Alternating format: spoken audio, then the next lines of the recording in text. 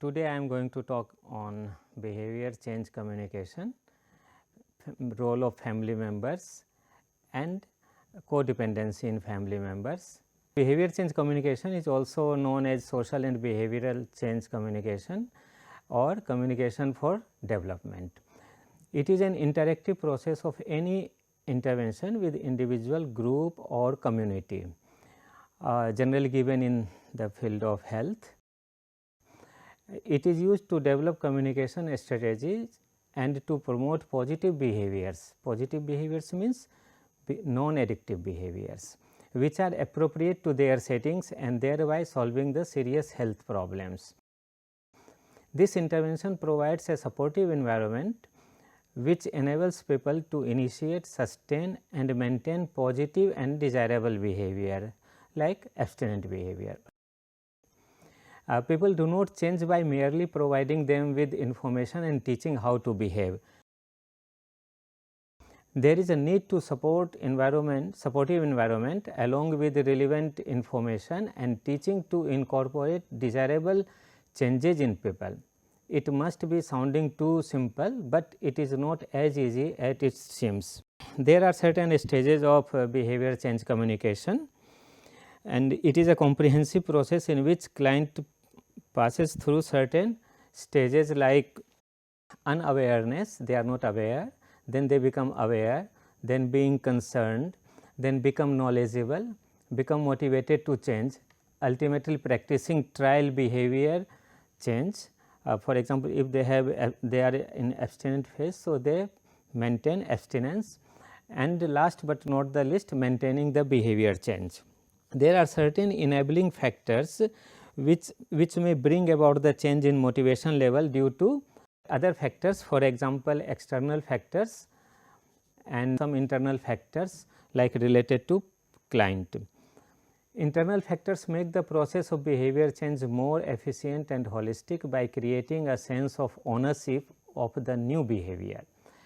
Like we can pressurize the client to quit the tobacco use or alcohol use, but it may not be very good technique until unless patient or client develops this feeling that he has to quit.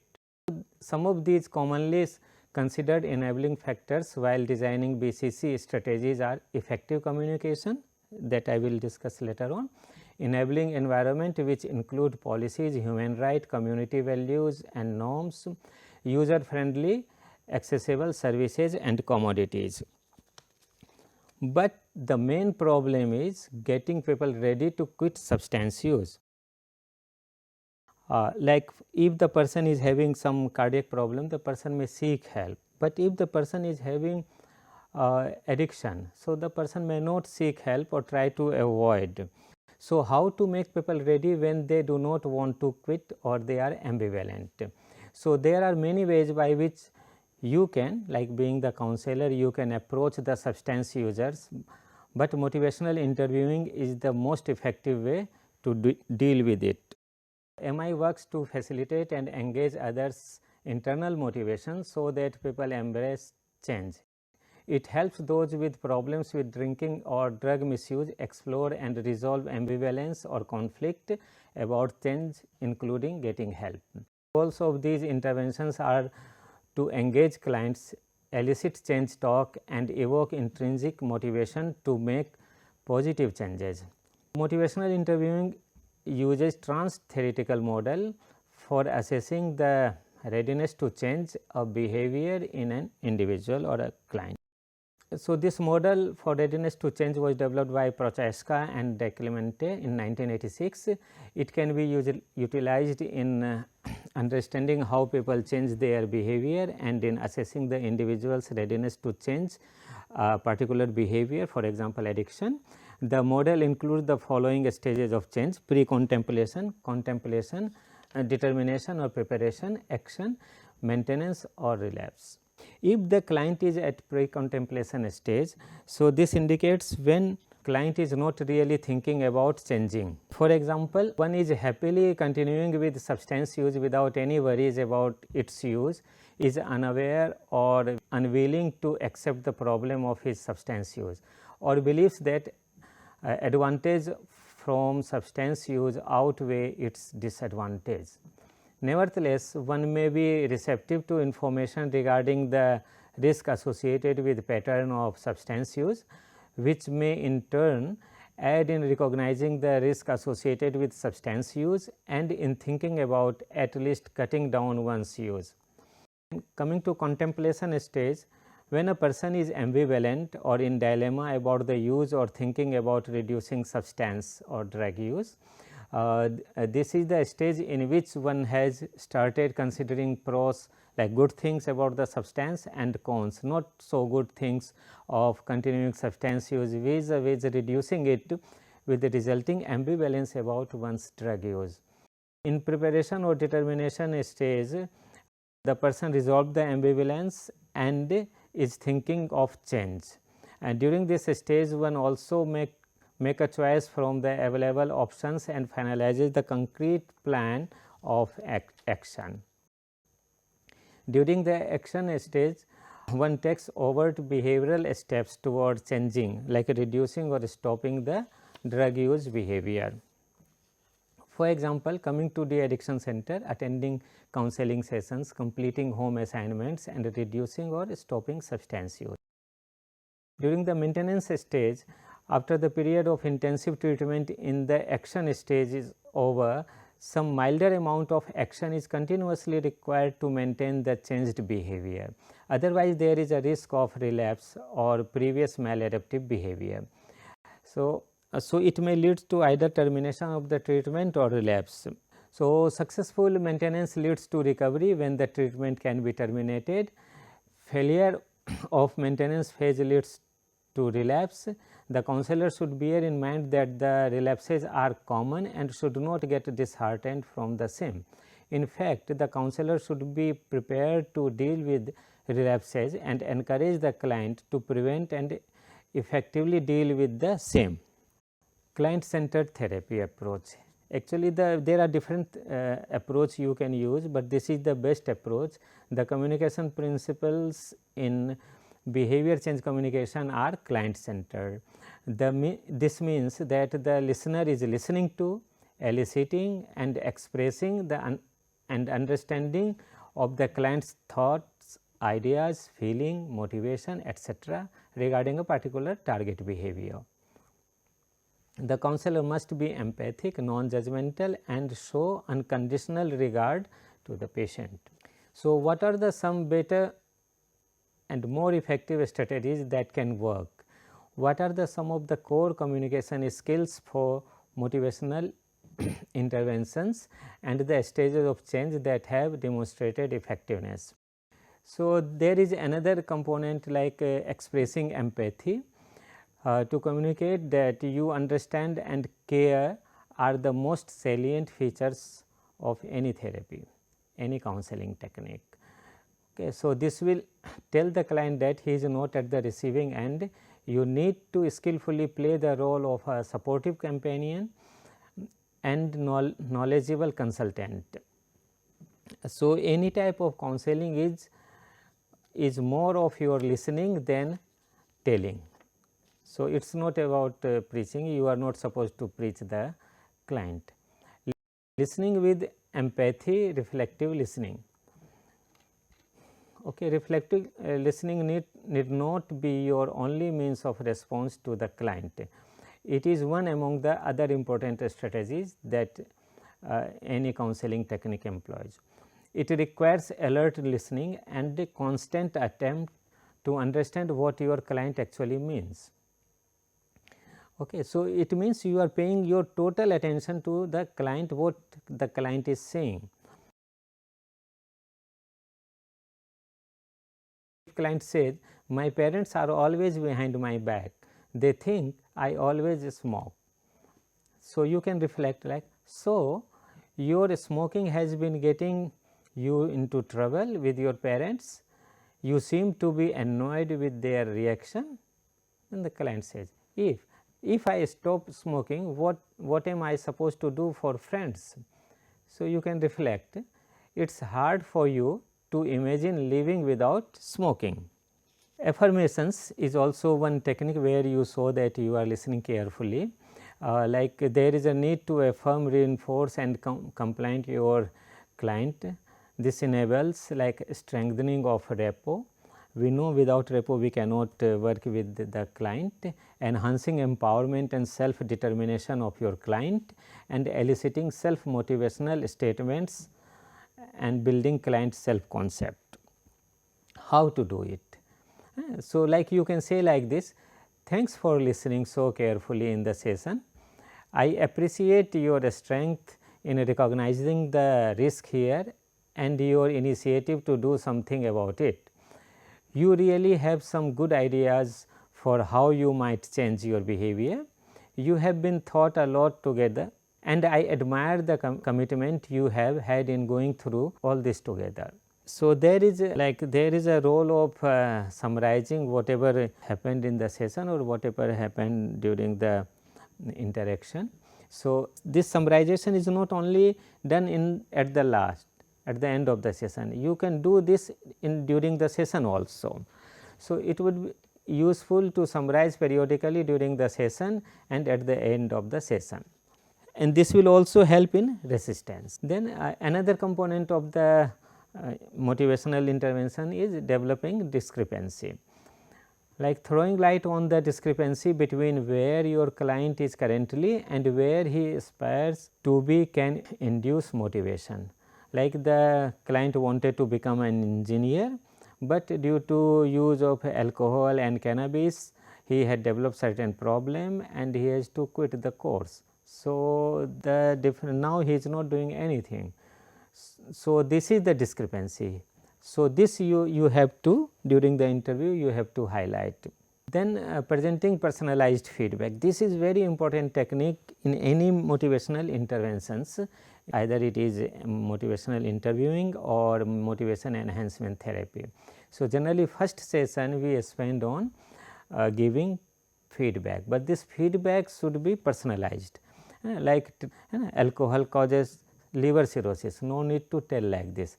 Tell only those things which are related to patient. Patient has already have, your clients are having those things, those problems, highlight only those things. For example, you can use the biochemistry reports to see your liver functions are deranged. So, it means alcohol is started causing problem to your liver. Another technique is like self motivational statements. So, if you are open, so it will be very easy for your client to find out to tell you the certain statements which you can use as a positive statement. So, it will basically give hope to your client. Then we all know during the counseling we have to avoid argumentation.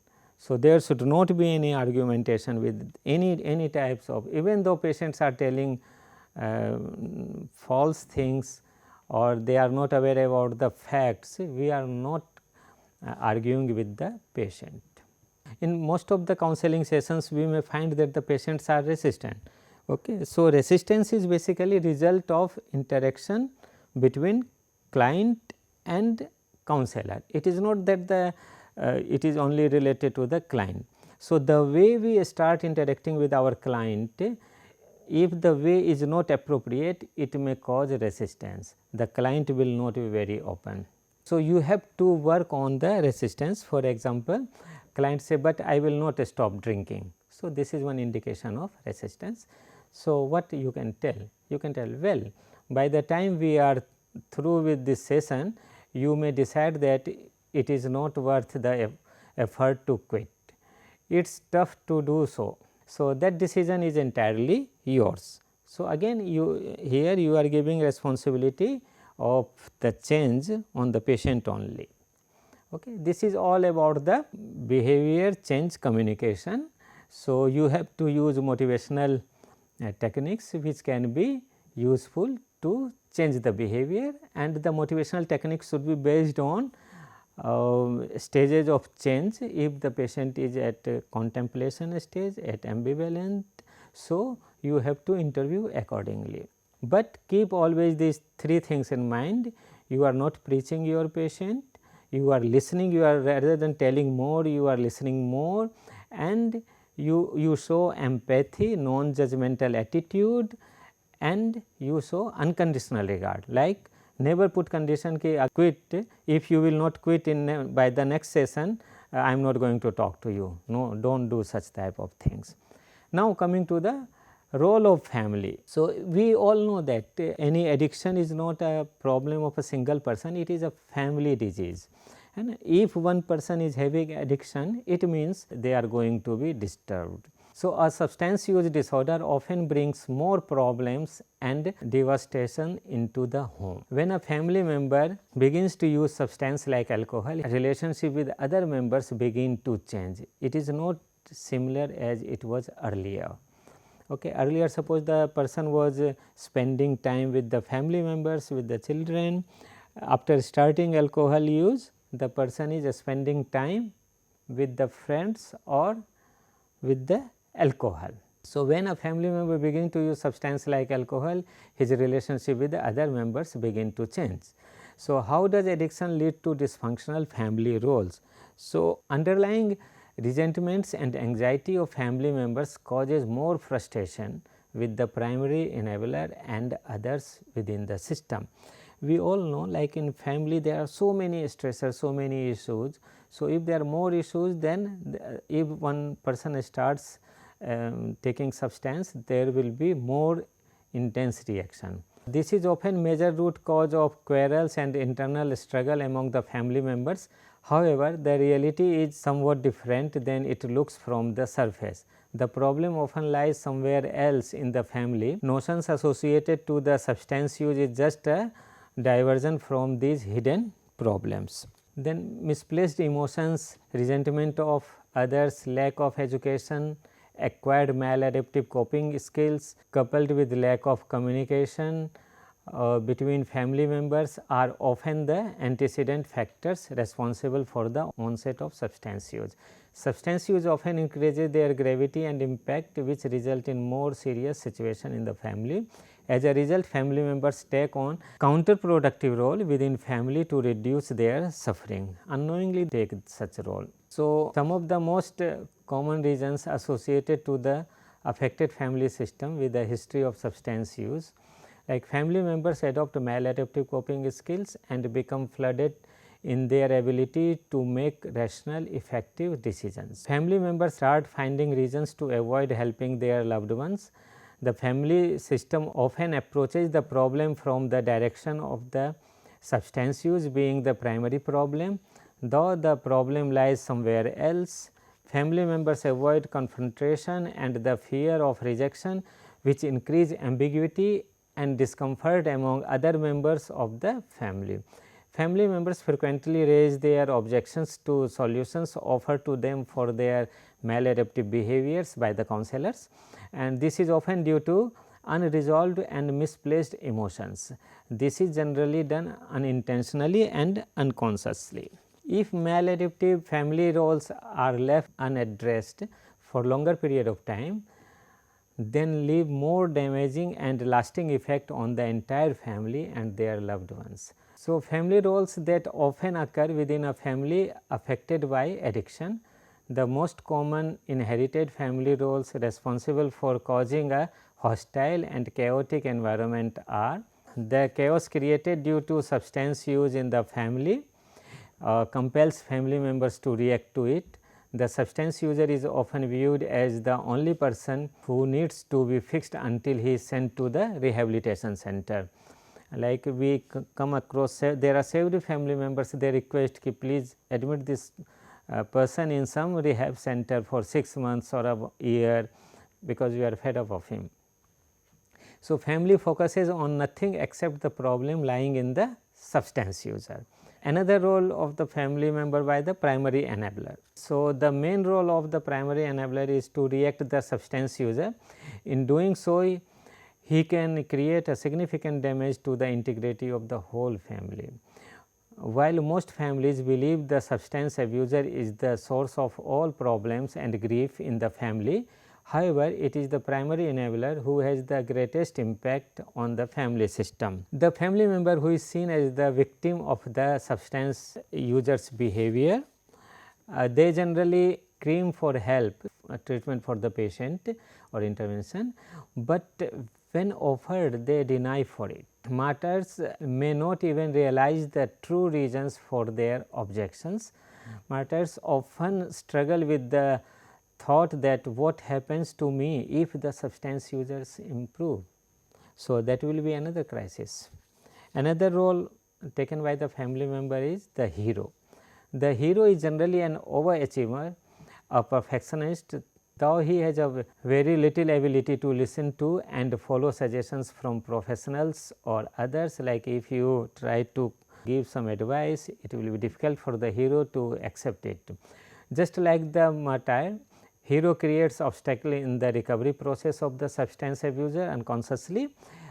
For instance, if the substance user get better, will he gain more attention from and become a hero in the eyes of the chief enabler. So, this will create anxiety in the heroes are generally the most toiling persons, though their deeds go unnoticed, due to which they tend to opt for perfectionism. Heroes have generally the most debilitating effects on the recovery process. Another role taken is like a scapegoat. They often find a way out of the hostile environment. Scapegoats search for new people to associate with and build up parallel family of friends and acquaintances who understand them. They act out in opposition to the hero. When heroes become unsuccessful, they become defiant and oppositional to draw attention away from the enabler.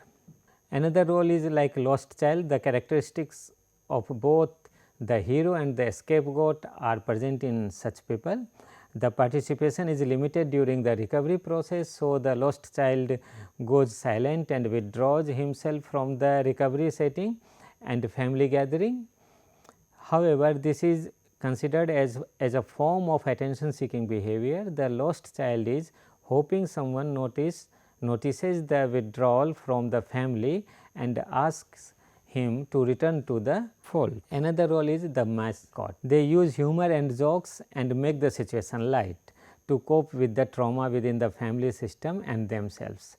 By using humor and jokes, they offer the family the illusion of normalcy, like everything is normal, and divert attention from the chaos and confusion.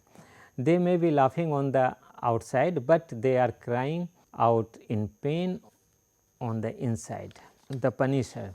Often the punisher makes suggestions about establishing hard consequences due to behavioral outcomes of the hero and martyr. Comments may also be made such as they do not need treatment, they just need a job, or they just marry the person, everything will be alright. The redeemer. These people are generally driven by ego and underlying issues. Redeemer seeks to the savior who deliver the convincing speech that may be potent enough to persuade the substance user to change. So, there are deniers. The denier does not admit the existence of a problem, they deny basically, or insist that the problem is not nearly as bad as other claim. This is often due to mental blocks and misplaced emotions. Deniers display behaviors similar to the substance abuser in regard to denial. This increases difficulty in choosing any intervention plan. Now, let us talk about the overall impact of the substance on the well-being of the family and roles played by family members. So, substance use disorder affect not only the substance user, but the people close to them as well as the family. Family members of individuals with addiction often struggle with addiction themselves, addiction of dependency or something. However, growing children in the family with addiction is more likely to struggle with trauma, mental health issues and developmental disorders and induced substance use disorders. Furthermore, the many family roles in addiction can produce codependence or enabling behaviors that perpetuate the addiction. Impact of substance use disorders on family. So, what are the impact? Who suffers? So, let us start with children. So, parents struggling with withdrawal symptoms, we all know that substance users have withdrawal symptoms when they do not get the substance, or if there is a delay in getting the substance, or the quantity is not enough. So, the withdrawal symptoms will start. So, parents struggling with withdrawal symptoms are not able to care for their children. The need of getting a continuous supply of the substance reduces the time, energy and responsiveness with which a parent with addiction can attend to their children's need. So, it is very difficult for the addict to meet out all the needs of the children, their children. Inadequate care and attention from the parents can adversely affect a child's development. Addiction is a family disease that influences all family members, affect all family members. Usually young minds are more prone to develop a dependency over substance.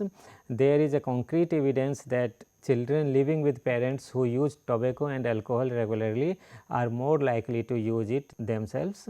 According to epigenetics, the expression of specific genes in the brain is a significant factor in substance use disorders, and this is commonly seen in children living with a family having history of addiction. Then effect on couple, like intimacy problem due to substance use disorders may lead to frequent mood swings, depression and low sex drive, and this also decrease the trust of spouses. Financial and legal problem may arise due to substance use. Medical problem, codependency occur when a person seeks to meet the needs of another.